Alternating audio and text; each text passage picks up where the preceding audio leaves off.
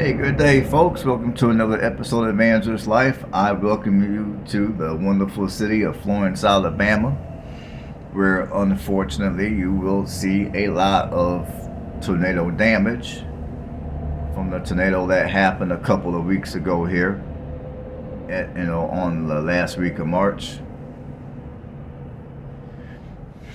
So, hopefully everyone's buckled in, got your favorite beverage and snacks, all that good stuff, because this is going to be a lengthy video. However, this video will be informative. There's going to be a lot of information which I believe you folks will be interested in when it comes to the city of Florence, Alabama. So that, with a combination of storm damage, which you will see, I think this will be a fun video. So anyhow, let's get going here. Florence, Alabama, of course, is located in the northwest corner of Alabama in Lauderdale County. It is an hour and 20 minutes west of Huntsville, located along the Tennessee River. Now, apparently, the state of Alabama considers the combination of Florence and Alabama Shoals and Sheffield and Tuscaloosa a metro area. So I guess it's whatever. It doesn't really make a difference. Anyways, Florence is the largest city of this particular metro area, I guess. The population here is at 39,709 people. And the population has been growing at a rate of 2.6% as of the 2020 census. And Florence, of course, is the largest city in the Shoals area. So this metro area, so to speak, is considered the Shoals. And Florence is the largest city in this area.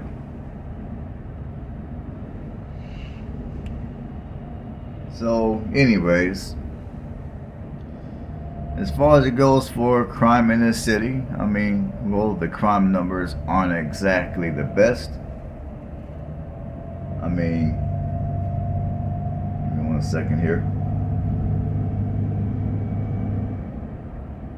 I mean, the crime numbers are not the worst, but, you know, they're not too bad, I guess, taking into consideration other cities in the state of Alabama / the deep south. So your violent crime is 40% above national average. Your property crime is 57% above national average. And let's look at some racial demographics here.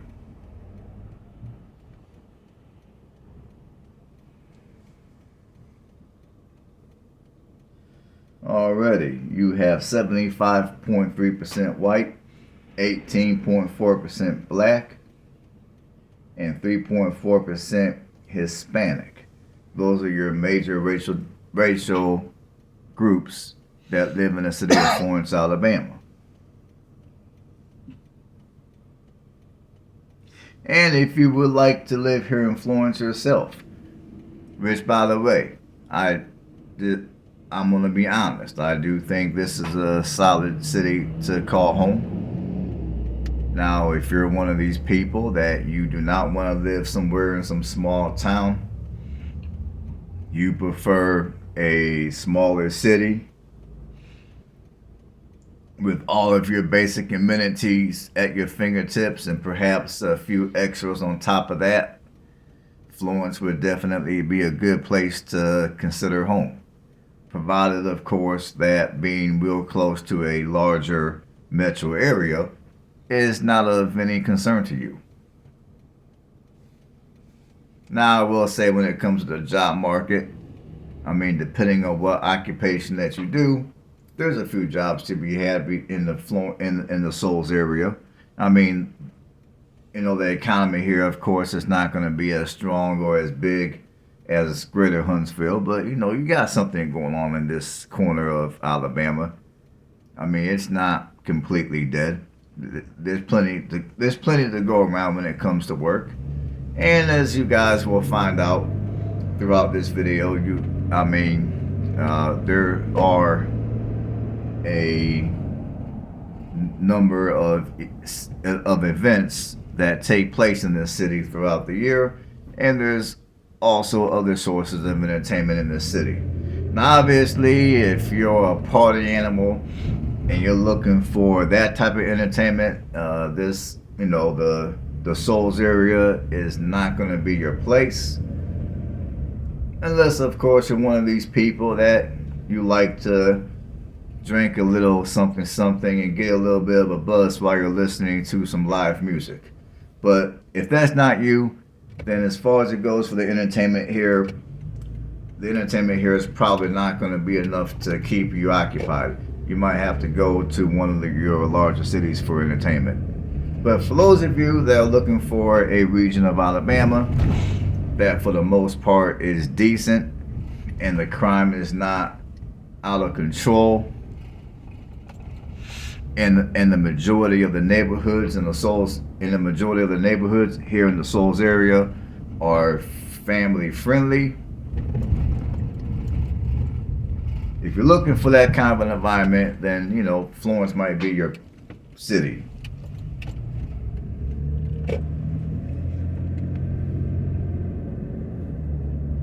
Okay, let's see what else I need to tell you here.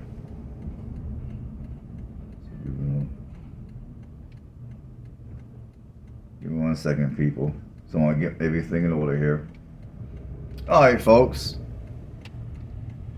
Now, if you're looking to live here in Florence, your median home price is going to be $174,000. However, there are some houses that are for sale in this city for well below that amount. However, if you're looking to purchase something that's turnkey move-in ready in a decent neighborhood that sits on a lot that's of decent size, then my suggestion would be to look at houses for not much below $120,000. Now, if you're looking just to rent, however, your median rent prices are going to go from $590 to $1,280 a month. So housing prices here, depending on how you look at it, some of you might think housing prices here are high, but many of you that come from other regions of the country will think housing prices here are low. And some of you might look at these housing prices as comparable to wherever it is you currently live. But anyways, on to some more information about this beautiful, wonderful city of Florence. Now, Florence, of course, is going to be the primary economic hub of Northwest Alabama, and is also going to be where the majority of your entertainment is located, given that this is also the largest city in the Shoals area. As mentioned earlier, Florence is also the home of North Alabama University. Now, for those of you that are visitors here, your tourists, whatever the case might be, now a couple of tourist activities that this city offers will be the W.C. Hanley Music Festival in the summer, which I will elaborate on that a little bit later in a minute or two. And you also got the Resonance Fair in the fall, which I will elaborate on that a little bit too as well. Now, Florence is the home of several museums for those of you that like to learn, or you got children and you want to educate them. You got the Kennedy Douglas Center. The center showcases artwork done by artists throughout the Southeast. United States. You got the Indian Mound, which the Indian Mound Museum displays Native American artifacts from the mound in nearby areas that represented different indigenous cultures dating back to 1,000 years. Dating back 1,000 years.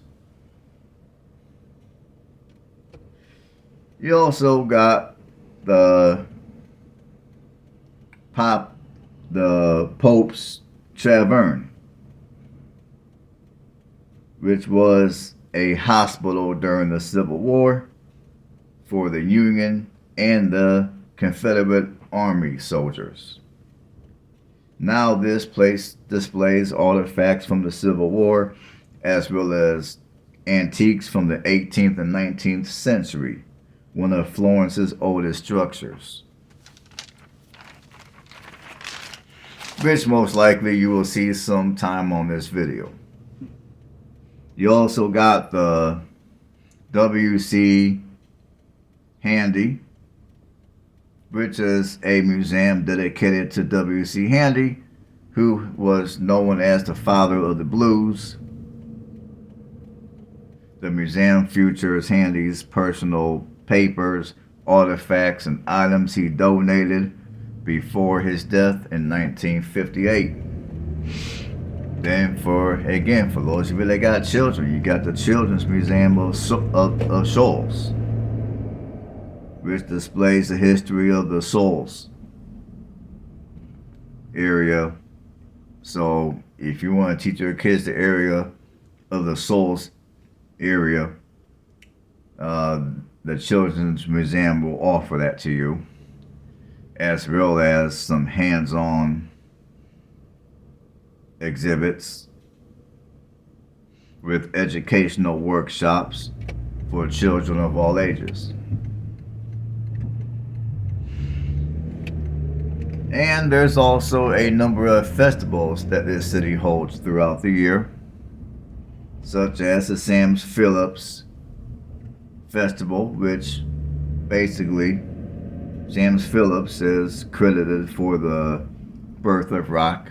For those of you that don't know who Sam Phillips is or was, they call this the Sam Phillips Music Celebration, which is a week-long event held in January celebrating the life of Sam Phillips, include live music. And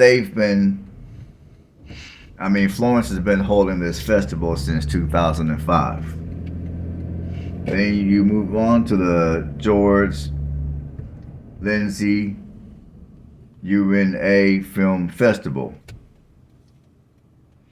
I'm assuming UNA stands for University of North Alabama Film Festival.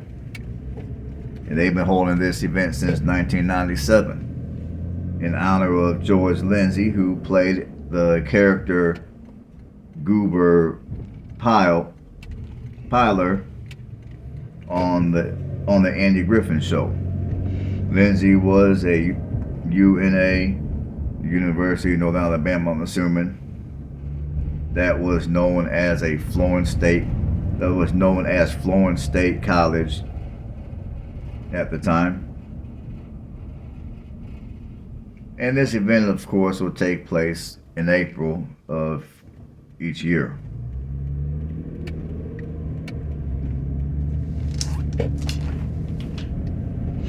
And then you have the Arts Alive in May, which the city of Florence has been having since 1986.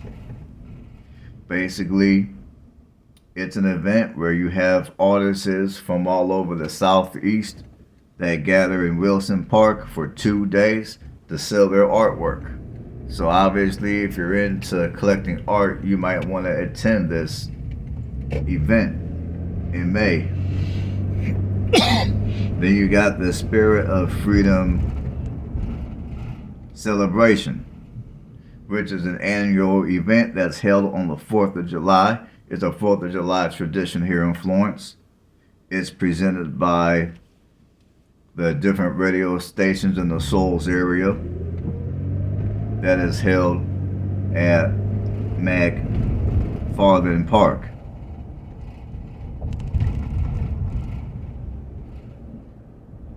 which of course includes fireworks, which will be displayed over the Tennessee River when it gets dark. And then you got the W.C. Hanley Music Festival that is held in late July or early August, featuring musicians from around the country, which they will perform. Live performances will happen at various spots throughout the city of Florence, such as restaurants, Wilson Park, or in the streets of downtown Florence. And back when they first started this event, the music that used to be played the most used to be jazz and rock, and I believe country. As where now they've integrated to different type of music such as gospel and probably such as gospel and other type of music. So basically all different type of music will be performed at this festival that they hold each year during the summer. Then you got the Shoals Fest, which is held at McFarland Park.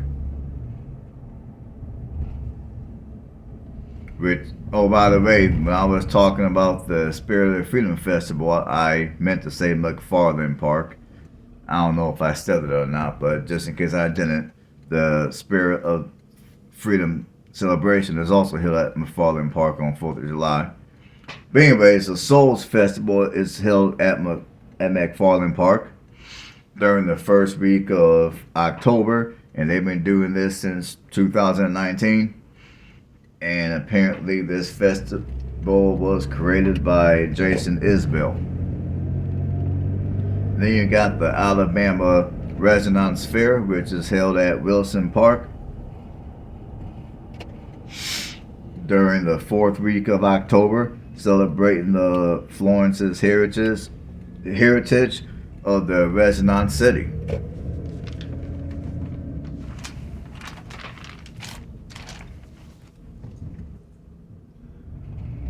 Then after that, you got the First Friday in Florence, which is an arts and music event festival that is held each Friday from April to December in downtown Florence. And Florence has been doing this since 2005. And if that's not enough to keep you entertained, you do got some recreational you do got things to do recreationally. I mean, you got the Dyerbert Park, you got the Florence Sports Complex, you got the Cox Creek Park, the Martin Park, the McFarland Park, the River Heritage Park, the Veterans Memorial Park, where you can go and commemorate the fallen in this country.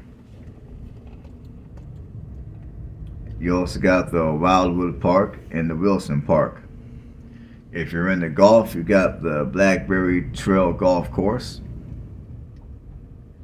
And as far as some places to go and work out, and maybe, I don't know if these places have a swimming pool or not. I'm going to assume at least some of them do. You got the Broadway Recreational Center. You got the Handy Recreational Center, and you got the Royal Ave Recreational Center. And in addition to all that information, the city of Florence is also home of many former professional athletes, celebrities, and politicians. And one politician that, I mean, he wasn't raised in Florence, but he was born in Florence, was Oscar D. Priest. Now, Oscar D. Priest, although he was born in Florence, I guess sometime during his childhood, his family relocated to Chicago. because Wikipedia has got Oscar being from Chicago. So he's born in Florence, and at some point, probably during his childhood, he moved up to Chicago. But anyways, Oscar D. Priest was the first African American to be elected to Congress, not raised in the South. And he was also the first African American not raised from the South to be elected into Congress in the 20th century. And he lived from the 9th of March of 1871 to the 12th of May of 1951. So again, he was born in Florence but raised up in Chicago. Now, as far as what I think about Florence, I mean, I kind of gave you guys my 2 cents about Florence when I first began the video, but I guess to elaborate on it just a tad bit, I think Florence is a solid place to call home if you're looking to live in a small city, small but not too small. I mean, Florence does have a fair amount of decent restaurants to go to and eat at. They do have a number of restaurants that are authentic to Florence / the Shoals area. And I would say for the most part, the city is fairly clean and well kept. And if the Shoals area is not enough to keep you occupied whenever you have a little bit of spare time, I mean, obviously you can always drive into Huntsville. Or for more entertainment than Huntsville, you can always drive a few hours or so up to Nashville.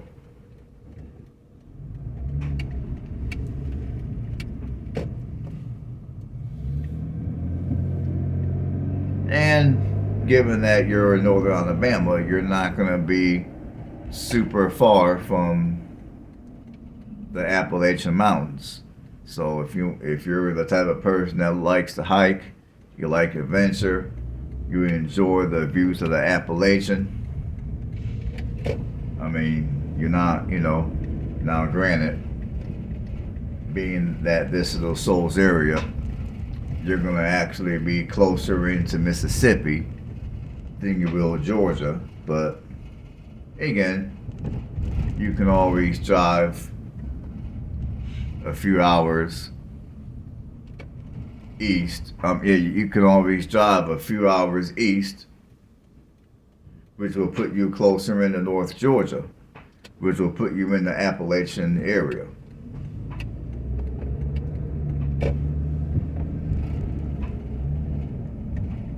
And as you guys can see, as I've told you at the beginning of the video as well, the city did suffer a fair amount of storm damage. I mean, there's houses here that trees fell on and basically split the house in half.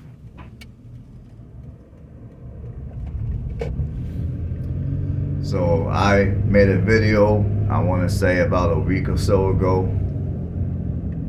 It was kind of some of you may have took it as a depressing video, but it was a video to where I was discussing about how people should appreciate what they have and not take everything for granted.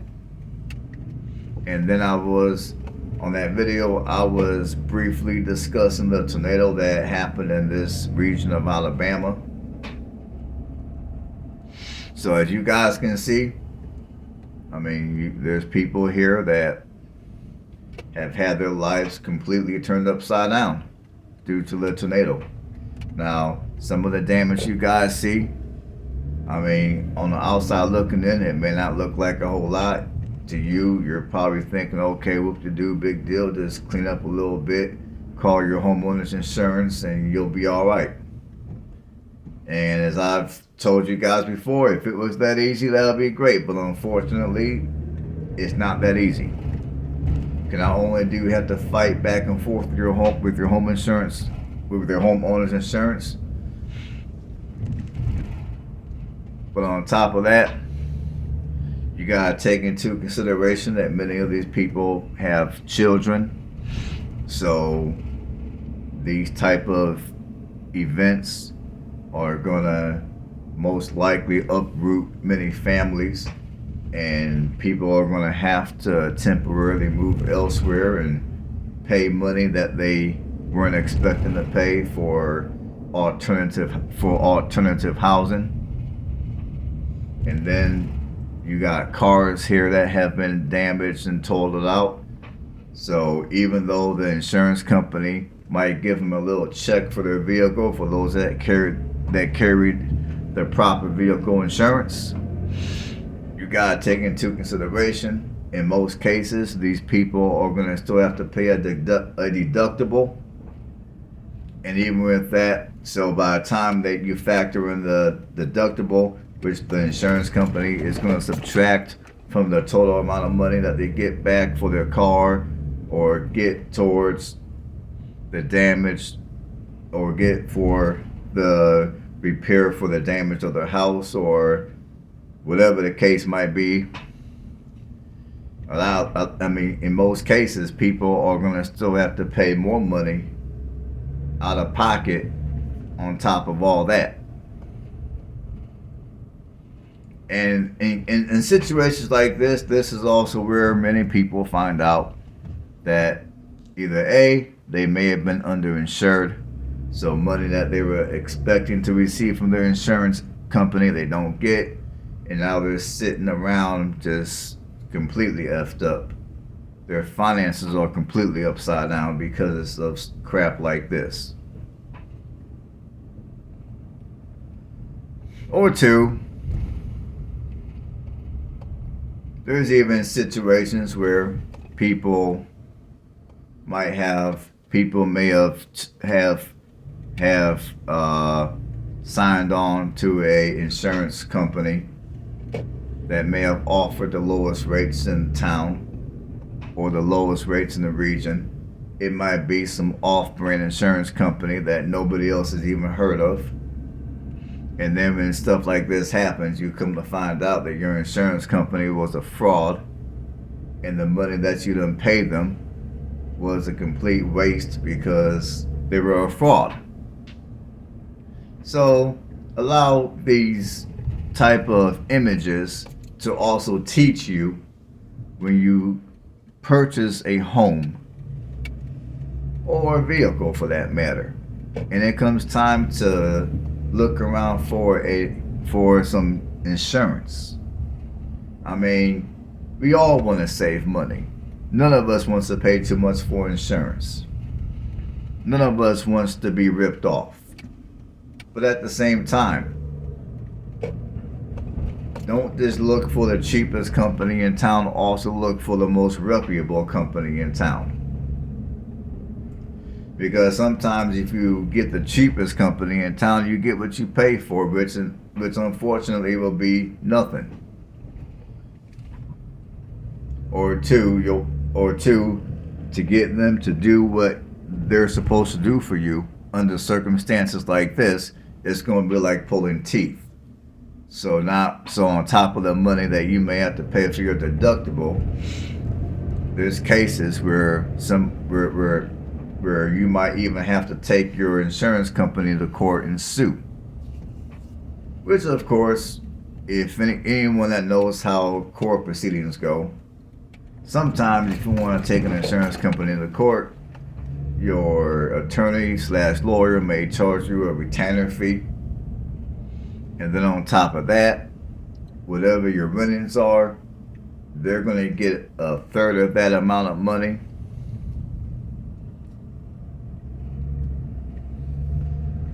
So those are also things you got to take into consideration.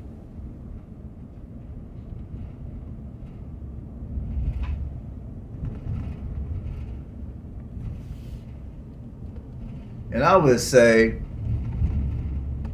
you know, and although it's always good practice to treat people with respect, no matter who they are, no matter where they come from and what the circumstances are. I mean, I'm going to say that if you reside in any of these areas that have been hit heavily with tornadoes recently, such as parts of Alabama, Georgia, and Mississippi, I mean, if you come across someone and they seem pissed off, try not to take it personal, because some of these people, they're going through crap. You know, their homes may have been destroyed. Their vehicles may have been totaled out due to a tree falling on it. So now they're basically having to start a big piece of their life over. Or two, they've endured significant interruptions in their life. So if you come across someone and they're not smiling, they're not cheerful, understand that they might be one of the people that may live in communities like this, that may have endured some significant financial significant financial situations. Or if you're the kind of person that likes to press people's buttons for whatever reason, there's something wrong with you and you like getting on people's nerves, understand in times like these, you never know when you might come across someone and they just ain't trying to hear nothing, and they're not trying to listen to nothing that you gotta say. They don't care. They don't care about your intentions. Okay, you joking, you're playing around. Well, guess what? They ain't playing no games, and something seriously bad could happen to you because you think someone's playing around and they really ain't. So for those of you that like to crack jokes, for those of you that don't really take other people's feelings into consideration, my advice to you folks is you might want to start doing that if you plan to live a long, prosperous life on this earth. Because you got people out here, as some of you ought to know at this point, that, you know, you say the wrong words to them, you even look at them the wrong way, something very bad could happen to you or your family. So just keep that thought in the back of your head. And again, for those, I don't know how many people lost their lives to this tragedy. I think in a second here I might hop online and find that out. But in the event that anybody lost their life to this tragedy, my condolences goes to all the families. And for everyone that survived, I wish you guys best recovery for those of you that survived and got injured. And for the rest of the folks that live in communities like this, that have endured significant interruptions in their life due to the damages from the tornado, I mean, my prayers go out to you and your family, and hopefully the insurance companies don't give you a hard time about doing what they're supposed to do for you, for your home and for your vehicle. So I'm gonna go ahead and see if I can find some information.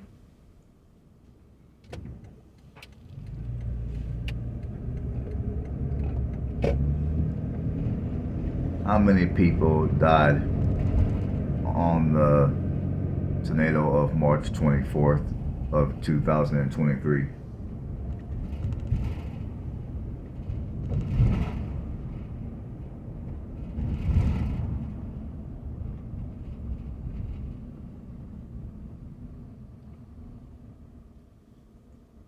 How many people got injured or died in the tornado of March in 2023?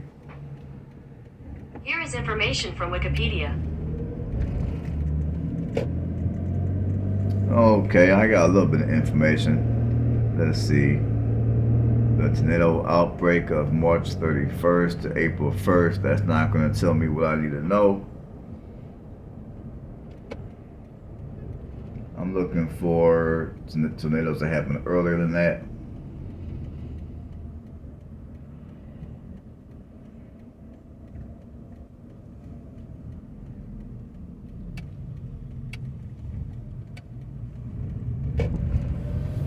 Okay, according to Google, during the tornadoes of 2023, about 60 people have died. Yeah, about 60 people have died in the tornado of 2023. In the tornadoes, plural, of 2023. Nearly 3 times higher than all of 2022, when 23 people died. And this information was put online 3 days ago. So, as I said a minute ago, for those of you that got loved ones that passed on due to the due to one of the tornadoes that hit the south of 2023, my condolences goes out to your family.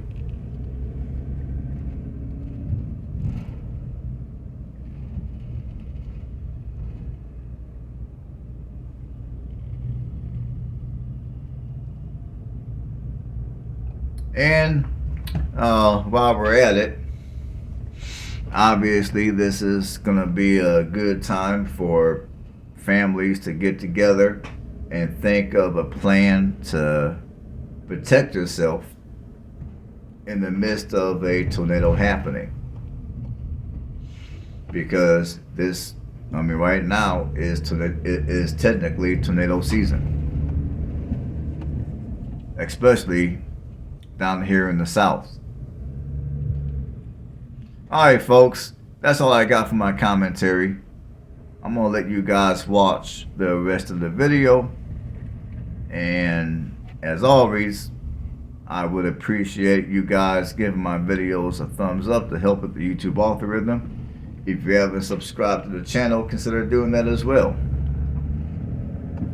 And on that note, everybody have a blessed one, and I will see you guys on the next one.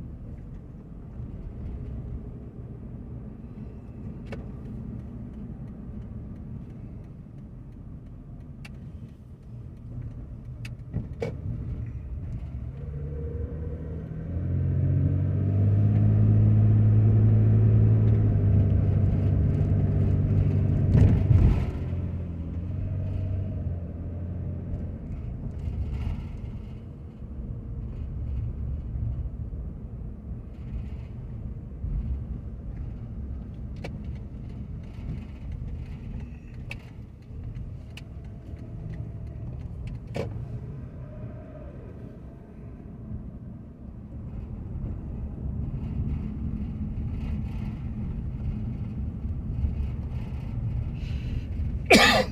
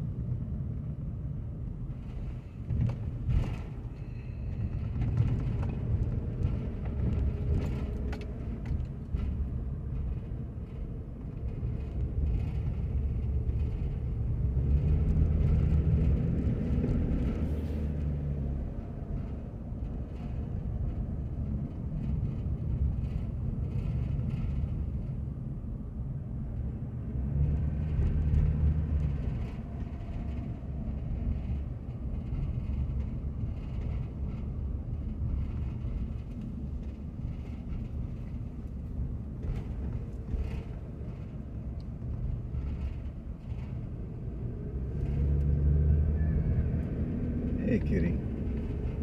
You guys stay down.